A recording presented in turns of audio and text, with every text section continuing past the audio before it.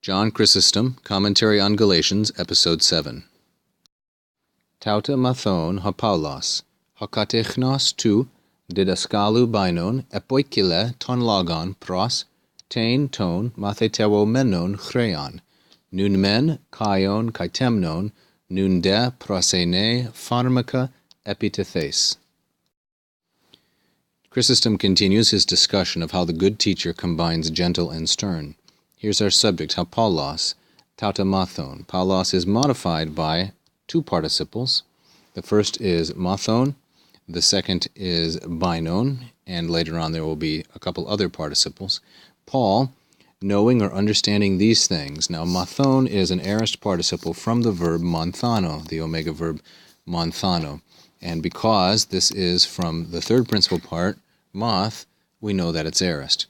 A participle is a verbal adjective. As such, if it's active, it can take an object. This one does. It takes tauta, which is neuter, plural, and accusative. It summarizes all the previous teaching. He says, Paul, knowing these things, and Paul, ha bainon. And this is a participle from the verb baino. It means to walk. Walking according to the trace, the track, the step of his teacher meaning Christ. So here we have two participles, one in the aorist, the second one in the present. The aorist shows prior time, the present shows contemporaneous. He embroiders epoikile, his discourse, his speech. He embellishes or embroiders his speech according to pros tein chreon, the need of those who are his students. Mathetewo menon, this verb means to be a student. So he embroiders his speech or his discourse according to the need of those who are his students. This, of course, in the masculine, plural, and genitive. It is a present participle. You can see there the thematic vowel. There's one indicator of the present tense. And tein chreon, of course, feminine, singular, and accusative.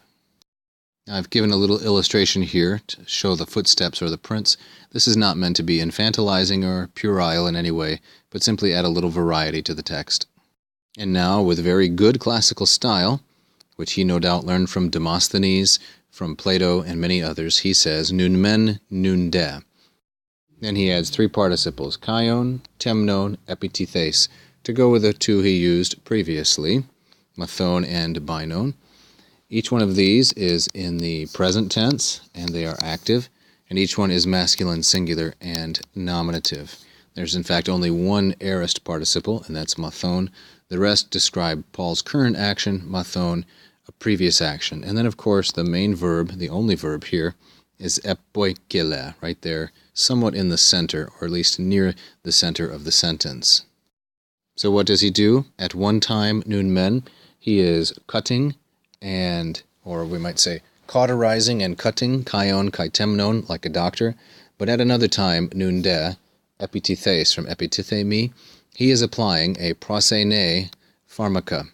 Now, pharmaca is neuter, plural, and accusative. It means drugs or potions. In this instance, it might well mean salve or something along those lines, some kind of poultice to the wound. So a good doctor both cauterizes or burns and cuts, but then at the other time he epithethes, he applies gentle, that's what prosene means, and this ending is neuter, plural, and accusative, to agree with pharmaca, applying gentle remedies or potions or drugs. Such is the variety of the good teacher.